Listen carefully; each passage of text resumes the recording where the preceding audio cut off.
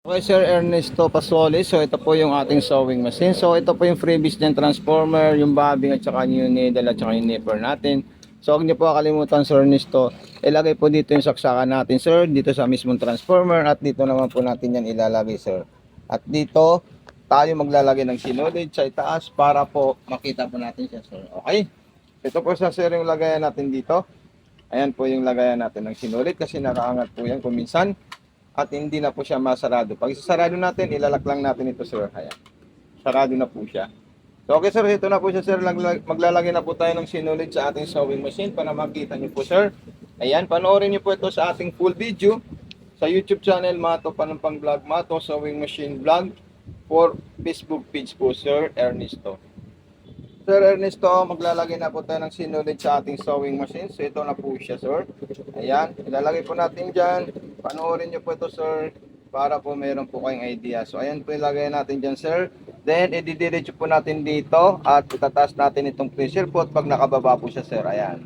Okay? Pagkatapos po, sir, itataas natin yan. Then, ilalagay natin siya dito. Ayan po siya. Ayan. Then, sumunod naman po dyan, dire-diretso po natin doon sa may butas ng karayom po, Sir Ernesto. Ayan. Dito na po mismo sa butas ng karayom po, sir. Ayan po siya. Then, papasok natin sa butas. Ganyan lang po siya, kadaling gamitin, sir. So, ayan po siya, Sir Ernesto. Papasok ko na po sa butas ng karayom, sir, para po makita po natin siya. Ayan. Sagad natin dyan sa butas. Ayan po siya. Then, sumunod po dyan, sir, sa ilalim, ganito naman po yung tamang paglalagay natin dyan, sir. Ayan. So, ayan po siya, sir.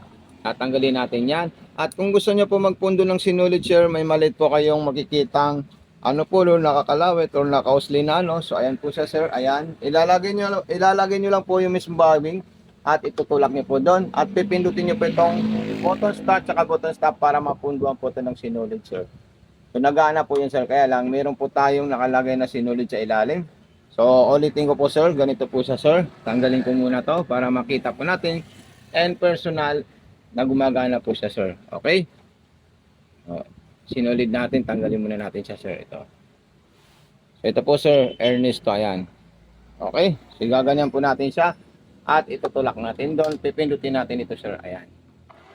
So, ayan po siya, sir. Nagpupundo na po siya ng sinulid. So, okay, sir. So, kukunin natin yung bobbing natin at ilalagay natin dito sa mismong bobbing natin. So, ayan po siya. Then, pasok natin dito. Ayan po.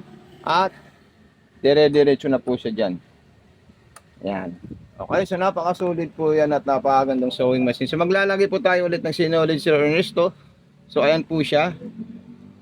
Then sumunod po dito po, sir. Ayan. Ayan po. Then sumunod naman po dyan, dire-diretso po tayo dito, sir. Ayan. Then pagkatapos naman po, ilalagay natin doon sa butas ng karayom ulit. Huwag niyo po kalimutan, sir, mag-subscribe sa Mato Panumpang YouTube at mag-follow sa ating Facebook page sa Mato Sewing Machine Vlog. Okay? So, ayan po siya, Sir Ernesto. Then, ikutin ko po to para makain niya po yung sinulid natin sa ilalim. So, ayan po silang dalawa. Nagsama na po sila. At ilalagay natin yan dyan. Tapos, sa likod, dito naman, at ilalagay po natin ito, sir. Ayan. Then, lalagay po tayo ng tela natin, Sir Ernesto. Ito po siya. Pag maglalagay po tayo ng tela, so ayan po siya. Tatahi po tayo ng maong na dalawang tope. So, ito kasi pang manipis lang po to, sir. Hindi pwede sa pang maong. Ito yung pwede sa pang maong po, sir. Pipindutin natin yan, sir. Ayan. Then, kung gusto naman po mag-lock or mag-atras, itaas nyo lang po ito ng konti. At ito po yung reverse niya, sir. Ayan. Automatic na po siya na atras po, sir. Ayan. Okay? Then, yung mga sigsag niya, ayan po sila. Itabi natin sa pinakagilid. Gamitin natin yung mga iba't ibang klaseng sigsag po niya, sir. Okay? Then, another design. Ayan po siya. Ayan. Ayan. So, ganyan po siya. Kadaling gamitin, Sir Ernesto. Napaka-solid po at napakagandang sewing machine po itong na-order nyo po na pang-repair na mga damit at pang solsi po, Sir Ernesto. Ayan. Ito po siya, sir. Yung ginawa po niyang stitches, ipapakita ko lang muna sa iyo, sir. Okay? Pag mayroon po kayong katanungan, sir, wag po kayong mahiya mag-message sa akin. So, ito po siya, sir. Napaka-solid at napakaganda po siya. Then, gagawin naman po natin yung sigsag natin. Kung magsisigsag tayo or mag-aging po tayo sa mga laylayan ng maong, pwede po natin siya Ejingan. Ito po siya sir yung pinakamalaki. Ayan.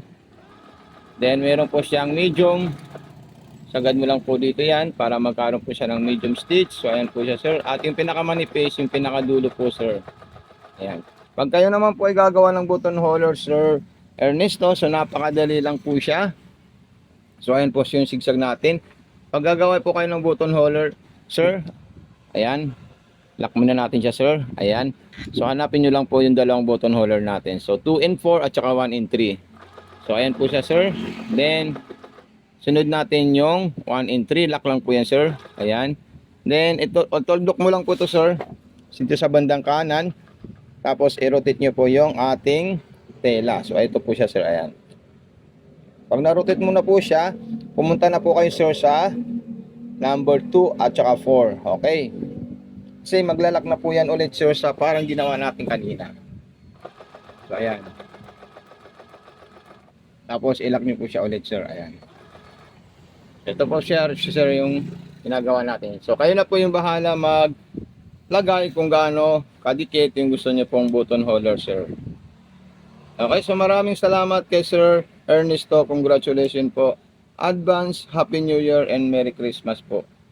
Sir Ernesto Pisaoli. So ito na po siya sir. Ayan. Yung ating sewing machine.